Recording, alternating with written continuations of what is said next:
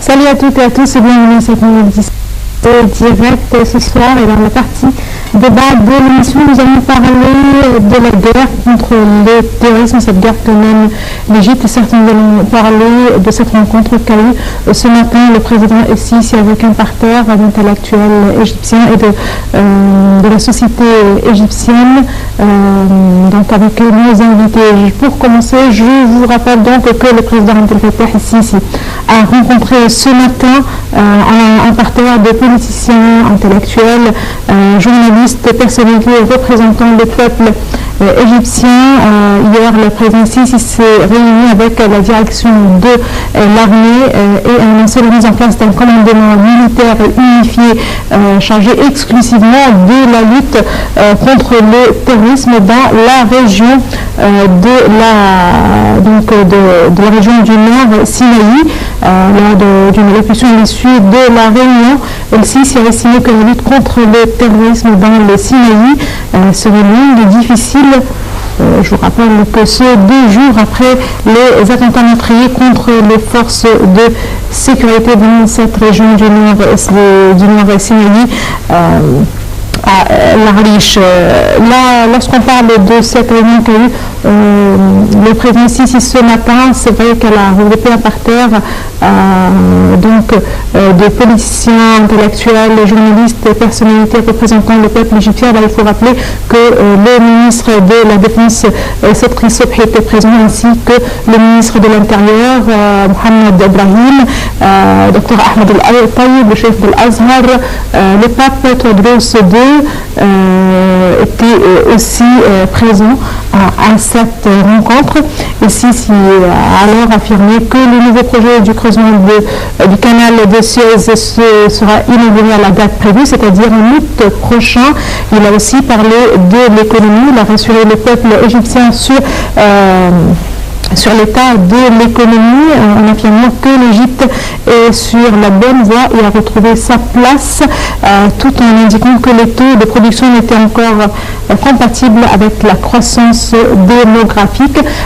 Lorsqu'on parle d'économie, il faut aussi préciser que le président Sisi ainsi que le Premier ministre Mahlab ont insisté sur la date de la tenue du sommet économique prévu mi-mars prochain à Sharm el-Sheikh. Tout de suite, donc, je vous laisse avec un commentaire signé Sarah El-Maghrabi sur les événements de l'Arish ou sur les attentats meurtriers terroristes de l'Arish.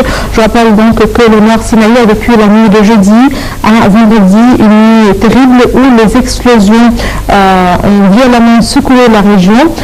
Ces attaques ont été revendiquées par le groupe terroriste Ansar Beit al-Maqdis.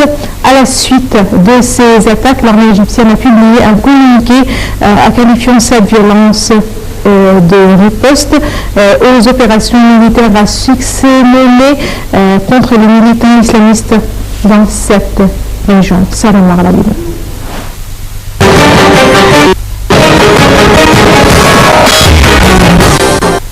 À l'issue d'une réunion avec la direction de l'armée égyptienne, le président Abdel Fattah El-Sisi a estimé hier que la lutte contre les terroristes dans le Sinaï serait longue et difficile, 2 jours après des attentats contre les forces de sécurité ayant fait 30 morts.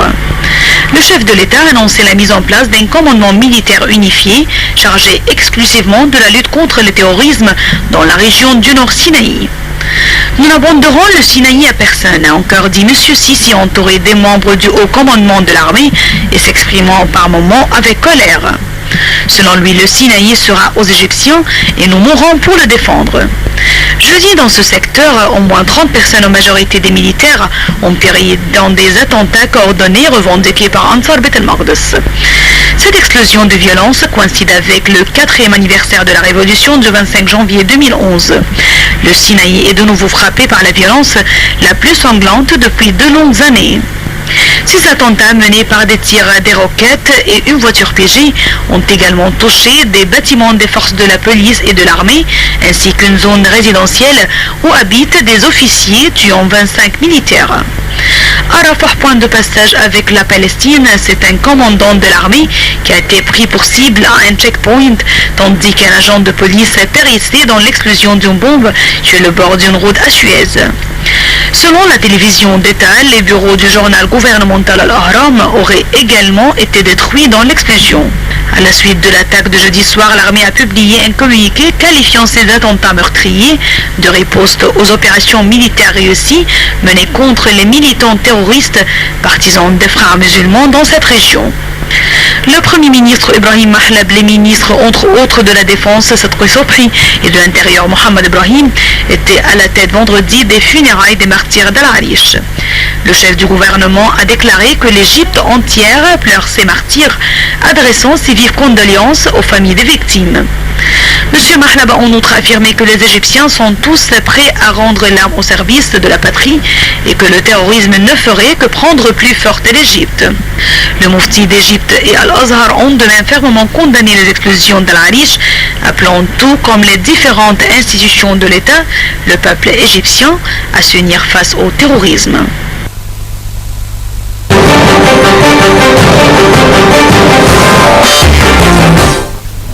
Là, avant de passer à notre nouvelle, on rappelle aussi que le président Sisi a annoncé que 10 milliards de livres égyptiens seront consacrés au développement du Sinaï. Maintenant, on passe à une autre nouvelle. L'Égypte a ordonné l'exclusion vers son pays d'un journaliste, ou plutôt du journaliste australien d'Al Jazeera, Peter Guster, condamné à 7 ans de prison pour avoir diffusé de fausses informations en soutien aux frères musulmans. Christ avait été arrêté en décembre 2013 avec un confrère de la chaîne Qatari, l'Égypte canadien Mohamed Fahmy, dans une chambre d'hôtel du Caire où ils avaient installé, donc sans autorisation selon l'accusation, un bureau d'Al Jazeera. Puis après, la police avait interpellé l'Égyptien Belhad Mohamed, un autre journaliste de la chaîne. Les 3 journalistes ont été condamnés en juin à 7 et 10 ans de prison. La décision d'excuser Peter Crest vers l'Australie a été prise par décret présidentiel. C'est ce qu'a déclaré un responsable du ministère de l'Intérieur.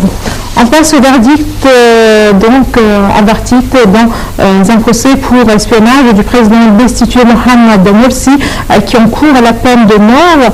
Et donc le verdict qui sera rendu le 16 mai. Dans ce procès, Morsi et ses co-accusés, il s'agit de ces 35 co-accusés, dont des dirigeants de sa confrérie terroriste, des frères musulmans, sont accusés d'avoir comploté notamment avec le mouvement islamiste palestinien Hamas et l'Iran pour déstabiliser l'Égypte. Ils encourent tous, comme je viens de vous le dire, la peine de mort. La justice doit en outre rendre le 21 avril son verdict dans un autre procès dans lequel Morsi et d'autres dirigeants des frères musulmans sont accusés d'avoir incité au meurtre de manifestants pacifiques de l'opposition lorsqu'ils étaient au pouvoir. Dans une 3e affaire, Morsi est accusé de s'être évadé de prison en 2011 avec la complicité présumée du Hamas et du Hezbollah libanais. Enfin, un 4e procès également pour espionnage, mais qui cette fois-ci ne s'est pas encore ouvert devant le tribunal. Morsi doit être jugé avec 10 co-accusés pour l'invasion présumée au Qatar de documents relevant de la sécurité nationale. Tout de suite, on passe à un autre commentaire. Là, on parle de réforme, d'économie, puisque le chef du gouvernement, Ibrahim Mahlab, a visité vendredi la salle de conférence où se tiendra le sommet économique de mars, alors qu'il était à Sharm el-Sheikh pour prendre part au congrès des ministres arabes de l'enseignement. Lors de sa visite, le Premier ministre a déclaré que ce sommet constitue un point d'élan pour un programme global prévu par le gouvernement pour des réformes économiques, structurelles et fondamentales à moyen terme.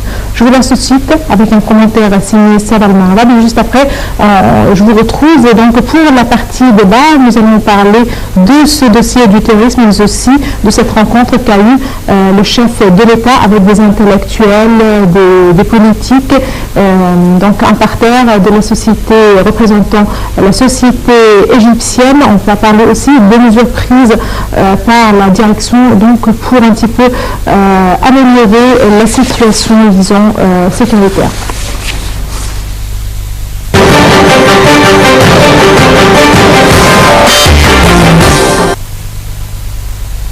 Alors qu'il était à Sharm el-Sheikh pour prendre part au congrès des ministres arabes, enseignement, le chef du gouvernement Ibrahim Mahlab a saisi l'occasion pour visiter la salle des conférences où se tiendra le sommet économique de mars. Ce sommet constitue un point d'élan pour un programme global prévu par le gouvernement pour des réformes économiques structurelles et fondamentales à moyen terme, a déclaré le Premier ministre.